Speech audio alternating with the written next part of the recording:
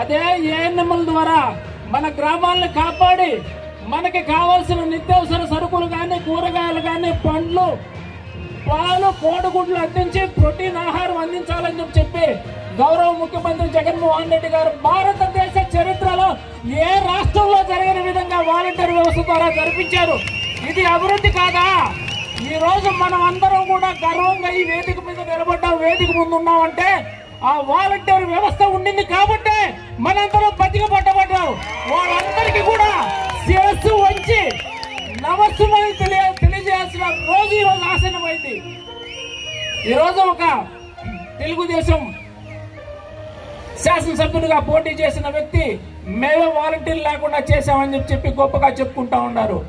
ఖచ్చితంగా మీకు రాబోయే రోజుల్లో వీళ్ళందరినీ కూడా మట్టి కనిపించే పరిస్థితి వాలంటీర్ వ్యవస్థ తీసుకొస్తుందని చెప్పి చెప్తా ఉన్నాం.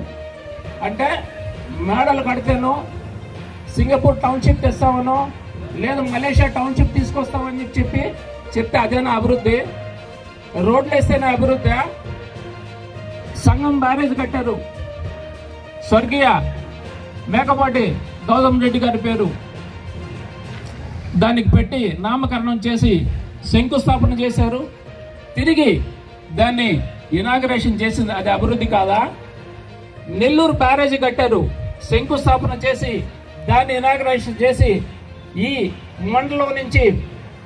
మండలం నుంచి ఉమ్మడి రాష్ట్రంలో రాష్ట్ర స్థాయి నాయకుడిగా ఎదిగినటువంటి గౌరవనీయులు కీర్తిశేషులు నల్లపరెడ్డి శ్రీనివాసరెడ్డి గారి పేరు పెట్టారు. అది అభివృద్ధి కాదా?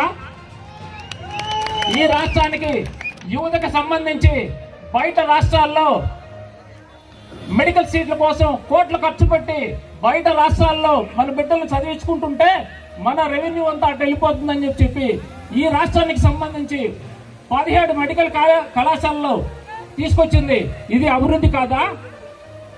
ఇదే మన పక్కన ఉన్నటువంటి వాకాడు నుంచి ఉన్నత స్థాయికి ఎదిగినటువంటి నేదురుమల్లి స్వర్గీయ నేదురుమల్లి జనార్దన్ రెడ్డి గారు 91-92లో 5 మెడికల్ కళాశాలలు తీసుకొచ్చారని చెప్పి ఆ మహానుభావుని ఆ రోజున్న కాంగ్రెస్ ప్రభుత్వం ముఖ్యమంత్రిగా దించివేశారు. కానీ ఈరోజు చిన్న రాష్ట్రం అయినా సరే 13 జిల్లాలతో మొదలుపెట్టిన గౌరవ ముఖ్యమంత్రి జగన్మోహన్ రెడ్డి గారు 17 మెడికల్ కళాశాలను తీసుకొచ్చారు. ఇది అభివృద్ధి కాదా? ఇవన్నీ పక్కన పెట్టండి. ఈ ప్రాంతానికి సంబంధించి కోట మండలం కొత్తపట్నం గ్రామంలో తోళ్ల పరిశ్రమకు సంబంధించి తోళ్ల శుద్ధి కర్మాగారాన్ని ఆనాటి ముఖ్యమంత్రి కిరణ్ కుమార్ రెడ్డి గారు ఈ ప్రాంతంలో తీసుకొచ్చి పెట్టాలంటే ఈ రోజు ఉన్న ఇక్కడికి వచ్చినటువంటి యువత మొత్తం నా వెనకాల నడిచారు కాబట్టి, నాకు మాట ఇచ్చారు కాబట్టి జగన్మోహన్ రెడ్డి గారు ప్రభుత్వం వచ్చిన తర్వాత ఆ రోజు మనం ఓట్లేసి గెలిపించిన శాసనసభ్యులు వరప్రసాద్ గారు మనతో ఉండి ఆ ఫ్యాక్టరీ కుమ్మక్కై ఆ ఫ్యాక్టరీని తీసుకొచ్చి ఇక్కడ పెట్టాలనంటే మన అందరూ ముక్త కంఠంతో ఎదిరించాం కాబట్టి ఈ రోజు ఆ ఫ్యాక్టరీని ఈ ప్రాంతం నుంచి తరలించి కర్నూలు జిల్లాకు పంపించడం జరిగింది. ఇది అభివృద్ధి కాదా? యువతకు సంబంధించి ఈ ప్రాంతంలో ఇప్పుడే ప్రభాకర్ చెప్పినట్లుగా క్రిస్ సిటీ అని చెప్పి దాదాపుగా 2200 ఎకరాలతో శ్రీ సిటీని తలపించే విధంగా మన ప్రాంతానికి వస్తుంది. పాటుపడదామని చెప్పి సభాముఖంగా తెలియజేసుకుంటూ ఒక నాయకుడు మాట్లాడినాడు, శ్యామ్ ప్రసాద్ రెడ్డికి ఏముంది, ఇంకొక వినోద్ రెడ్డికి ఏముంది, ఇంకొక ధనంజయ రెడ్డికి ఏముందేనని ఆ మాట్లాడిన నాయకుడికి చెప్తా ఉన్నా నేను. ఆయన మండలంలో ఆయన నియోజకవర్గంలో ఆయన చూసుకుంటే తర్వాత మాకేముందనేది మా శక్తి అండి, మా యువతరం శక్తి అండి, మా కోట మండల నాయకుల శక్తి అనేది కూడా తొందరలో చూపిస్తామని చెప్పి దానికి ఈ రోజు ఈ యూబేరియే కారణంగా తెలియజేస్తూ ఇక్కడికి విచ్చేసినటువంటి మీకు అందరికీ కూడా పేరు పేరున హృదయపూర్వకంగా మరొకసారి నమస్సుమని తెలియజేసుకుంటూ సెలవు తీసుకుంటున్నాను. జై హింద్, జై జగనన్న, జోహార్ వైఎస్ఆర్. యువత ప్రధానంగా సోషల్ మీడియాని ఎక్కువ వాడుతూ ఉంటారు. ఫేస్బుక్ కానీ, యూట్యూబ్ కానీ, ఇన్స్టాగ్రామ్, స్నాప్చాట్, రకరకాలుగా. యువత ప్రధానంగా దృష్టి పెట్టాల్సింది ఎప్పుడు ఎంటర్టైన్మెంటే కాకుండా కనీసం ఇప్పుడు ఎలక్షన్లు వచ్చినాయి, మీ విలువైన సమయం ఒక 5 నిమిషాలు అదే సోషల్ మీడియాలో కావచ్చు, అదే ఇంటర్నెట్లో కావచ్చు, ఒకసారి ఏ నాయకులు ఎలా చేస్తున్నారు, గత ప్రభుత్వాలు ఏ విధంగా పనిచేస్తున్నాయి, ఇప్పటి ప్రభుత్వం ఏ విధంగా పనిచేస్తుంది, మనకి ప్రాతినిధ్యం వహిస్తున్నటువంటి మన నాయకుడు జగన్మోహన్ రెడ్డి గారు ఏమేమి కార్యక్రమాలు చేస్తున్నారు, మన లోకల్గా ఉన్నటువంటి ఎంపీ గారు కానీ అలాగే ఎమ్మెల్యే గారు కానీ మంత్రులు కానీ ఏం చేస్తున్నారు, ఎలాంటి అభివృద్ధి కార్యక్రమాలు తీసుకొస్తున్నారు, ఎలాంటి పాలసీలు చేస్తున్నారు అనేది ఒకసారి దయవుంచి మీరు చూడవలసిందిగా నా ప్రార్థన. పెట్టినా కూడా ప్రతి ఒక్కరు కూడా ముందుండి నన్ను నడిపిస్తారు, వాళ్ళు ముందు నడిపిస్తారు మీడియా. దాంట్లో ఆ పేపర్ ఈ పేపర్ అనేది లేదన్న. కాబట్టి కోవిడ్ టైంలో దాదాపుగా ఈ 3 నియోజకవర్గంలో 30,000 కుటుంబాలకి నిత్యావసర వస్తువులు కానీ కూరగాయలు కానీ ఇవన్నీ కూడా వాళ్ళందరి ప్రోత్బలంతోనే నేను ముందుకు నడిచాను. ప్రత్యేకించి అందరూ కూడా మనతోనే ఉంటారన్నా, వాళ్ళందరూ మద్దతు కూడా మనకే ఉంటుందని చెప్పి సభంగా తెలియజేసుకుంటూ మీడియా సోదరులందరికీ కూడా మరొకసారి పేరు పేరున ధన్యవాదాలు తెలియజేసుకుంటూ ఓట్ ఆఫ్ థ్యాంక్స్ మన ఉత్సవం గారిని చెప్పాల్సిందిగా కూర్చున్నాం. మన జగనన్న గారు ప్రవేశపెట్టిన ఒక్క విషయం వాలంటీర్లు తీసి పక్కన పెట్టినందువలన అవ్వాతాతలు పెన్షన్ ఇవ్వలేక కష్టాలు మనకు అర్థమవుతుంది. మనకు జగనన్న ఎందుకు కావాలి, అందుకే కావాలి. ప్రతి ఒక్క పని ఆయన మొదలుపెట్టిన ప్రతి ఒక్కటి అన్ని పథకాలు మనకు అందరికీ అవసరం. మీకు అందరికీ తెలుసు. మీరందరూ యువకులు మీరు అనుకుంటే సాధించలేనిది ఏదీ లేదు.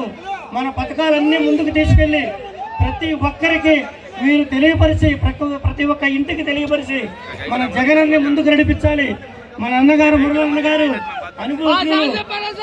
ఆయన అనుభవంతోనే ఈ రోజు ఇంత మహనీయులు ఇక్కడ కూర్చొని ఉన్నారు.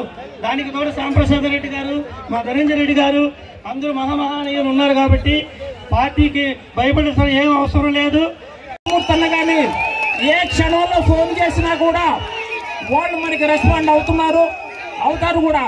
ఖచ్చితంగా రాబోయే రోజుల్లో మనం మే 13వ తేదీన జరిగే ఎన్నికల్లో ఇద్దరికి కూడా ఫ్యాన్ గుర్తు మీద ఓట్లేసి పెద్దలు ధనంజయని చెప్పినట్లుగా కోట మండలం నుంచే మెజారిటీ ఎంత అనేది ఆ రోజు మనం చేసి చూపించాల్సిన బాధ్యత మనందరి మీద ఉంది. కాబట్టి ఖచ్చితంగా ధనంజయన్న నువ్వు 9ని 18 చేసేసి ఇక్కడి నుంచి వెళ్ళిపోవాలంటే జరగదు. అది కూడాను అందరం కలిసికట్టుగా ఈ ప్రాంత అభివృద్ధి కోసం ఖచ్చితంగా మన ఇండస్ట్రియల్ హబ్ కాబోతా ఉంది.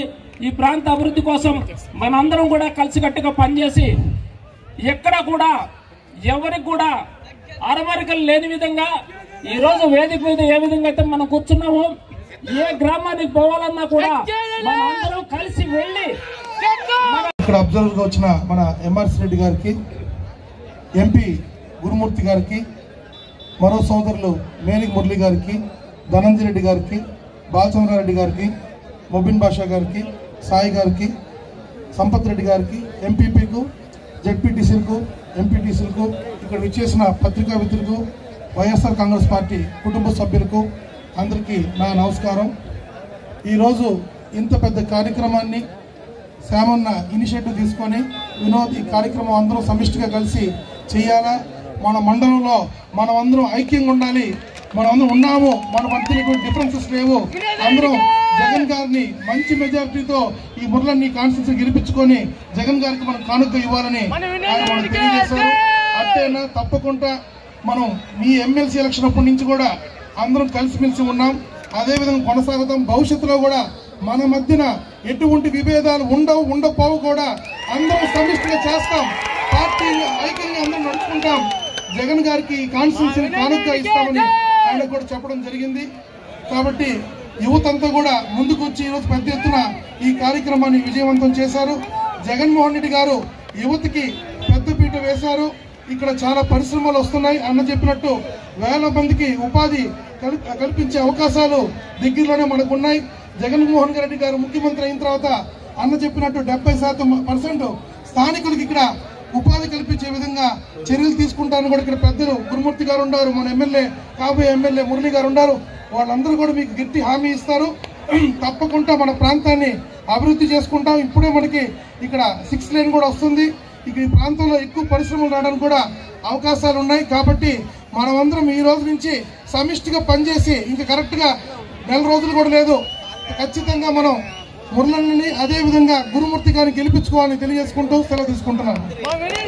మన ప్రియతమ నేత శ్యామంత్ గారికి మండల ప్రజల తరఫున ధన్యవాదాలు తెలియజేస్తున్నాను.